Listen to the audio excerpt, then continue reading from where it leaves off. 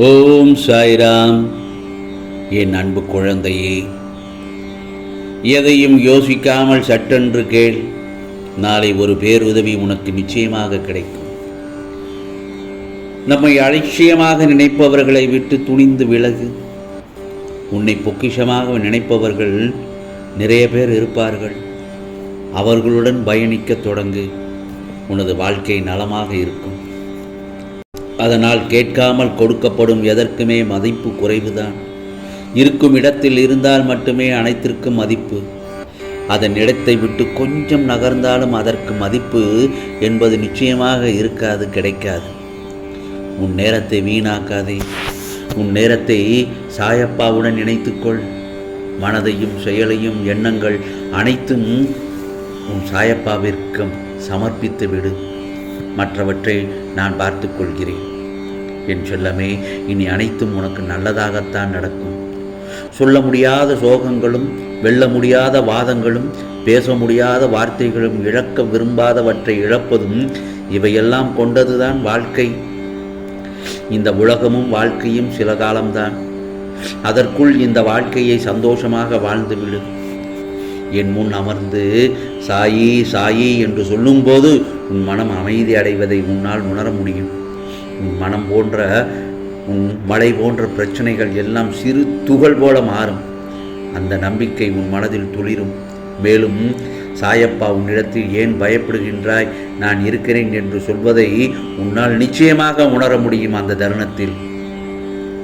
மேலும் புரிதல்கள் இல்லாத வாழ்க்கையில் புதையல்கள் கிடைத்தாலும் பயன் இல்லை.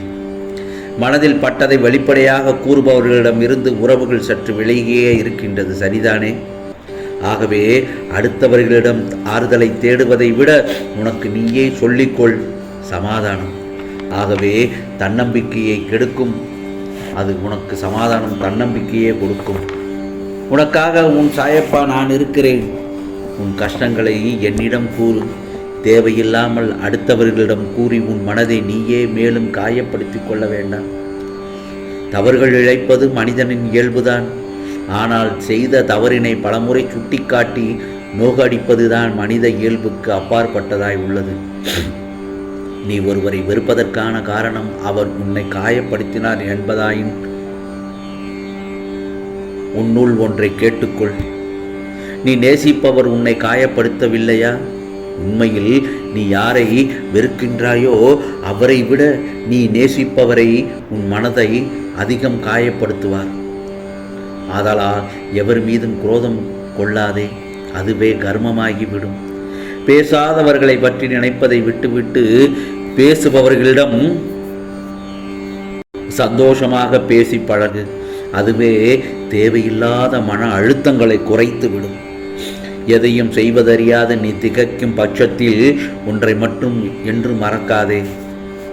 உன்னால் முடியும் என நீ எடுத்து வைக்கும் ஒவ்வொரு அடியிலும் உன் சாயப்பா உன்னுடன் வழி எங்கும் வருவேன். சிரிக்க வைக்கும் திறமை உன்னிடம் இருந்தால் அதை எல்லா இடத்திலும் பயன்படுத்து. ஏனென்றால் சிரிப்பு ஒன்றே சிறந்த மருந்து. வேறு எவருடைய அசட்டு பேச்சுக்களுக்கும் இடம் கொடுத்து விடாதே. எந்த சூழ்நிலையிலும் தக்க சமயத்தில் உதவியர்களை எப்போதாவது கூட உதாசீனப்படுத்தி விடாதே.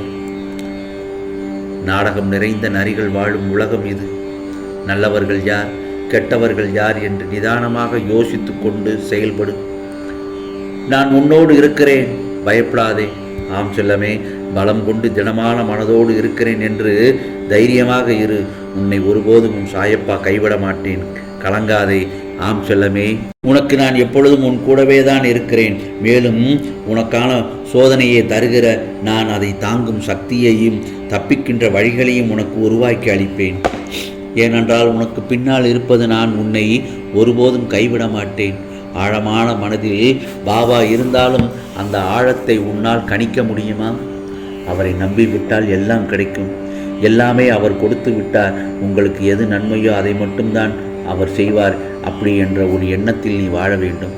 ஏனென்றால் உன் மீது அவருக்கு பாசம் அதிகம். என் செல்ல பிள்ளையே, நீ எப்போதாவது யாருக்காவது பாவம் செய்தது உண்டா? அப்படி ஏதாவது உன்னை அறியாமல் செய்திருந்தால் நான் என்ன பரிகாரம் செய்ய வேண்டும்? சாயப்பா சாயப்பா என்று நினைத்தால் போதும். வேறு ஒன்றும் நீ பெரிதாக செய்யவே வேண்டாம். நன்றாக பசியெடுத்து உன்னிடம் உணவு என்று கேட்டால் நீ ஒரு 5 ஏழைகளுக்கு வயிறார உணவு வாங்கி கொடு. நீ செய்த பாவங்கள் தீர்ந்துவிடும். கவலைப்படாதே, மகிழ்ச்சியோடு இரு என் செல்லமே. அழுததெல்லாம் போதும். உன் மனக்குழப்பத்திற்கு நல்ல பதில் கிடைத்து விட்டது என் செல்லமே. மேலும் உனது வளர்ச்சியை தடுக்க எப்போதும் பல தடைகள் வந்து கொண்டேதான் இருக்கும். நீ வாழ்கின்ற உலகம் அப்படி. ஒன்று மட்டும் நல்லா தெரிஞ்சுக்கோ, அந்த நேரத்தில் அவற்றை எல்லாம் எதிர்த்து போராடி வந்தால் நீ முன்னேறி வாழ்க்கையில் வெற்றி அடைந்து விடுவாய். நேரத்தை வீணாக்காமல் சாதித்து கொண்டே இரு. வெற்றியாளர்களின் பாதையில் சென்று விரைவில் நீ வெற்றி பாதையை உருவாக்கி உனக்கான ஒரு பாதையை தேடி அதில் பயணம் செய்வது ஒன்றும் பெரிதல்ல. நம்பிக்கையுடன் பயணம் செய்ய வேண்டும். பிறகு நிச்சயமான வெற்றி உன் வசம்தான். அதேபோல் முடியும் என்று நினைத்து விடா முயற்சி செய்தால் எட்ட முடியாத நிலவை கூட தொட்டு விடலாம் என்று சொல்வார்கள். ஆகவே நமது நோக்கம் எப்பவும் வானத்தை தொடுவதற்காக மட்டுமே இருக்க வேண்டும். அப்போதுதான் மரத்தின் உச்சியாவது உன்னால் தொட முடியும். உனக்காக, உன் வாழ்க்கைக்காக உன் சாயப்பா எந்த எல்லைக்கும் கடந்து செல்வேன். மாயை என்னும் கஷ்டம் சூழாமல் பாதுகாப்பேன் உன்னை. என் நாமத்தை தினந்தோறும் உச்சரித்து வா. ஓம் சாய்ராம், ஓம் சாய்ராம் அல்லது சாயி சாயி என்று என் நாமத்தை தினந்தோறும் உச்சரித்து வா. வாழ்க்கையில் கஷ்டம் என்னும் கண்ணீரை நான் துடைப்பது உறுதி. அதேபோல் எல்லோருடைய வாழ்க்கையிலுமே முன்னேற்றத்தை அவ்வளவு எளிதாக பெற முடியவில்லை. நீதி கிடைக்கும் என்று நம்பி நீ என்னை நாடி வந்திருக்கின்றாய் அல்லவா? அப்படிப்பட்டவர்கள், கெட்டவர்கள் தண்டிக்கப்பட வேண்டும் என்ற ஆதங்கத்தில் நீ துடிக்கிறாய். நான் மனிதர்களைப் போல எடுத்ததும் தண்டிக்க மாட்டேன். கெட்ட மனிதர்கள் திருந்துவதற்கு சில காலங்கள் தருவேன். தடுமாற்றம் கொள்ளாதே. தடுமாற்றம்தான் உன் மனதை அலைக்கழிக்கச் செய்கிறது. அவர்களுக்கு திருந்துவதற்கு காலம் தரும்போது அவர்கள் திருந்தாவிட்டால் அவர்களுக்கு ஒரு சில வழிகளில் முக்தியை புகட்டி அவர்களை நல்வழிப்படுத்துவேன். ஆகவே என் செல்ல பிள்ளை, நீயாக இரு. நீ எதற்கும் தயாராக இரு. நான் கொடுப்பவற்றை பெறுவதற்கு உனக்கு அந்த தருணம் வந்துவிட்டது. நீ நல்ல வழியில் வாழப்போகிறாய். ஆம் செல்லமே, நீ நலமோடு இருக்க உன் சாயப்பா இதோ உன்னிடத்தில் வந்துவிட்டேன். நீ சந்தோஷமாக இரு என் செல்லமே. எதையும் யோசிக்காமல் சட்டென்று என்னிடம் கேட்டுவிட்டாய் அல்லவோ ஒரு பெரிய உதவியை. அந்த உதவி உனக்கு நிச்சயமாக கையில் கிடைக்கும். உன் விதியை நான் மாற்றுவேன். நம்பிக்கையோடு இரு, பொறுமையோடு இரு. எல்லாம் நல்லதே நடக்கும், நல்லதே நடக்கும். ஓம் சாய்ராம், ஓம் சாய்ராம். ராம்ஜி அருள் கிடைக்கட்டும்.